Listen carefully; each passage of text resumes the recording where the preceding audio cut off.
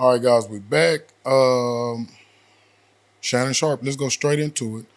On April 21st, 2025, a Nevada woman identified only as Jane Doe filed a $50 million civil suit in Clark County alleging Shannon Sharpe sexually assaulted her on multiple occasions, ignored her request for condom use, inflicted emotional distress, and recorded/shared intimate videos without consent. Sharpe, 56, denies all allegations, calling the lawsuit a shakedown, offered to settle for $10 million before the suit was filed, and plans to countersue for defamation. Off the top, what's your immediate reaction when you hear these allegations and Sharpe's shakedown defense? I just think it was a money grab, and then the fact that she had the nerve to say that he didn't want or ignore her request for protection, and then I read a text message that was released saying where she was begging him to put baby gravy in her. So it's just a money grab. She clearly just wanted money and knew what she was doing as a setup. All of Okay, this was a setup. okay, that was a great point. We got to stop it because I just heard baby gravy. That's brand new to me. And so she, in the text thread, she alleges, allegedly she asks for Shannon to put baby gravy inside of her. Okay, so that would immediately kill the claim that she asked him to use protection. Exactly. And obviously just that text alone sounds like I want the bag. I want your bag. Exactly. And I want, I think it's another one that said put a big black baby in me. Or something like that. That's the one that's up but under hold it. on, but we're going too fast. I just had to stop there because I heard you say that. How might Sharpe's reputation as an NFL legend and media personality influence public perception of this case? It definitely can tarnish his brand, what he got going on. You know the boy was trying to get $100 million. And I think that's exactly joint. why she went on for it now. Should he had said that he was, should he had announced, or should the public had known that he was about to, that he was trying to finalize $100 million deal? Was that smart? I definitely don't think the public should have known. I'm all for keeping things. You don't want to premature announce things or say things that you got going on in your life. Let people think what they want to think. I'm big on that. Let people think what they want to think. Don't announce what you got going. Honestly, I don't. It's not even a premature announcement. I would have never announced it. I would have just got my bag and kept moving, and you would have been wondering or want to know what I got going on. I think we talked about it in a previous pod where we talked about some things that you shouldn't do, and some things you shouldn't share, as such as when you becoming into a large amount of money or certain promotions and things of that nature. So yeah, we should never known that the public should have never known that he's getting 100 or had 100,000, 100 million. It was $100 million deal. So no. Okay, lawyers for Sharpe provided dozens of pages of texts, some dating from March 2023 through January 2025, showing explicit requests from the plaintiff, i.e., tie me up and do bad things to me. I want to be abused, daddy, sent June 14th, 2024. Now, with this, this is the nature of the bust down situation. She's a bust down. I think he met her on OnlyFans, and so she's an OnlyFans bust down. No, we don't mean no harm to you, ma'am. That's what it seems like's going on. And so this is the nature of their relationship. They talk like this. She's a slut buddy.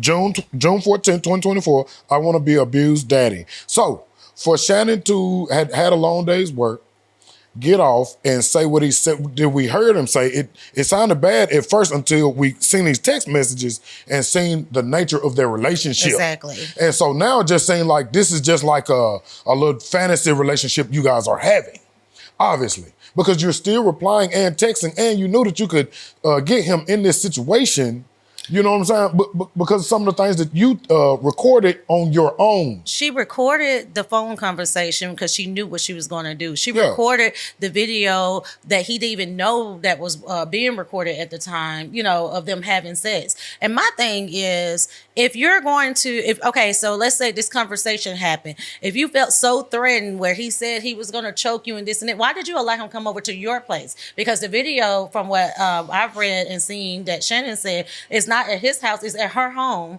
So you allow him to come into your home after you was so threatened and felt like, it's clearly another situation where I'm sorry, but the other race, the white woman, is trying to take down another black man. All right. Jane Doe's counsel highlighted other communications, i.e., January 2nd, 2025, text where she wrote "no" means no, saying she didn't know how to process the events. An audio clip published by Jane Doe's team in which a male voice, allegedly Sharpe, says, if you say that word one more time, I'm going to effing choke the S out of you when I see you. That's the audio that was released that we all heard. What did you think about that audio? Was that not damaging? I mean, it depends on. I didn't take it. I honestly think he's a victim. I didn't take it as where she should have felt. It sounded like, it didn't sound good from him saying that. But the nature of their relationship. Looking at the text messages, she knew what to say to trigger him. And I don't think he literally meant that when he saw her. And then you're talking about her counsel, the Tony Busby guy. I feel like his license should have been taken. I don't care for anyone who would use him as an attorney. Okay. Because we know what he's after. Do these released texts convincingly support Sharpe's claims of a fully consensual role play? Because that's what they're calling it, a role play relationship. Do you think that these texts convincingly support his claims of this being a role play relationship? Why or why not? I think it definitely helps support the claims. I mean, just listen, you're talking about an OnlyFans slut bucket who does this for a living. She has these text messages where she's clearly sounding like she's trying to come off on some money, with the baby gravy, 25,000 a cheat. This is what she does. And I think this is what they do. She's willing to do anything for money. So yeah, I definitely think it supports the role. But, and even though I feel like Shannon is the victim, you too grown, Shannon. You should do better at picking and vetting the people that you're going to deal with, even if they are slut buckets. Now, on the other hand, how does the text "no" means no and the audio clip, how do you see that, especially with you and we know your situation? We've talked about your situation in previous pods before. How did you take those as the role play? So, because if had it been any other attorney other than Tony Busby, I might have taken it a little bit more seriously. I might have been a little bit more sympathetic, have a little bit more empathy with the situation. But we're talking about Tony Busby, who targets our black males. We just said Shannon Sharpe was about to get $100 million deal. And this is what, these people do to target and bring down our black men. So no, I didn't really think anything into it. And I do kind of get passionate because of my experience, because of the things I went through. I know exactly what sexual assault is. I know exactly what, the R word is. So this sounds like a money grab. And, that's what she's, this little young slut bucket does. They want money. Yeah. So, no, I don't have any sympathy for this person. I don't think that none of it was true. I don't think she's been a sexual assaulted. You like this type of behavior and treatment. You willing to do this for $1. So does it make does the $10 million offer settlement offer before the lawsuits?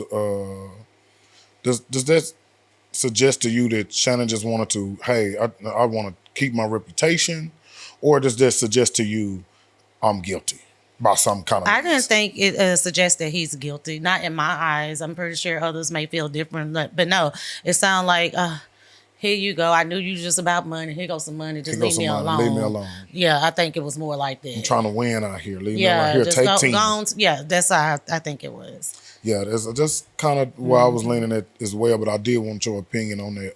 I definitely think that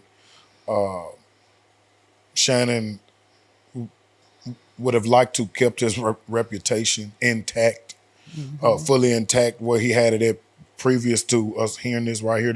This is a crazy work right here. He was on his way to becoming the biggest black YouTuber for us. You know what I'm saying?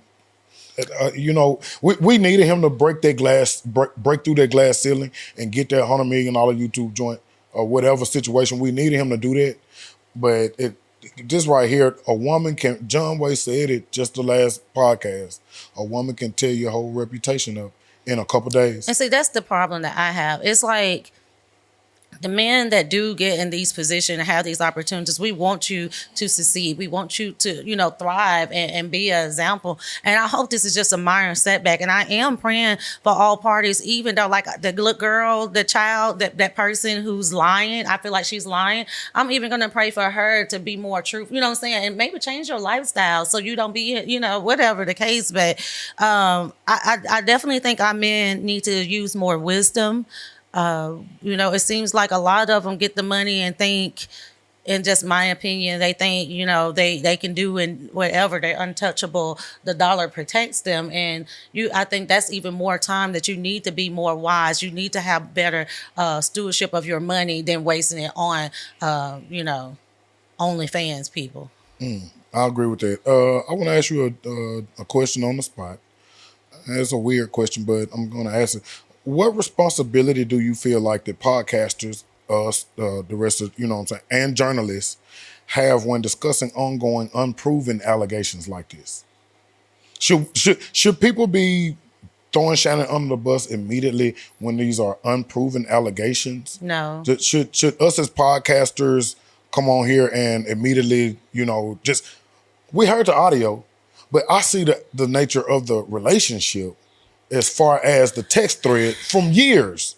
I feel like if you put the information out there, podcasters, journalists, whoever has the right to voice their opinion on what they think, because that's what you laid out. I mean, people could look at it like, oh, you're taking his side. What if she's really a victim? They could look at it that way. But, this is what I see and what it looks like to me. And I think he's the victim and she's a bone-faced liar slut bucket. That's what I think. I think, journalists definitely do the research. Definitely don't repeat something or just make up something. Get your facts and see what it is. But then, you have the freedom of speech here in America. So, yeah.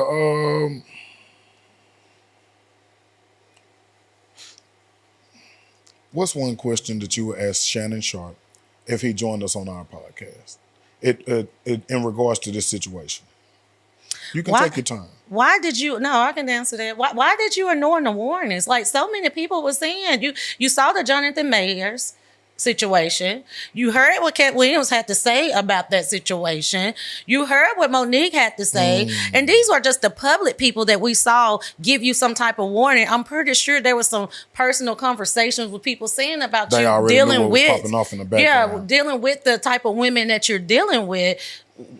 Why did you continue? Why did you think that this was a good idea? And then looking at the text messages, each text message that I read looked like red flag, red flag, red flag. Like it clearly she was on some money grab. You know what I'm saying? So like, why did you even continue to deal with this type of person? You're like I can expect this type of behavior from my 22-year-old son, but a 56-year-old man, like you're too grown for that. So why did you, Shannon Sharpe, continue a relationship when the girl was clearly giving red flags? Or did you just think that you was in a position of power where you're untouchable? Because a lot of times money will make people feel that way, especially our black men. It was all role. That's all Uncle could tell you. It was all role play. We was playing a game. I was having fun. She young, she perky, and you know what I'm saying, and full of life. I'm getting older. We was having fun. It was a role play game. She was definitely playing the game. She played you. She was playing the game. She recorded and she knew exactly what she was waiting for, the right time to get you, and that's what she did. Well, I think that was a great way to close that out. That's all we got on Shannon. Man, thoughts and prayers, and we're gonna be lifting up Uncle Shannon Sharpe, Shay Shay. We're gonna be lifting him up in prayer. All parties, because like they got to stop. These little young white women always targeting our black males, and our black males got to use more wisdom. So we're gonna lift all parties. Especially when you that up. That is crazy. That's major, guys. Watch this video right here. That's major.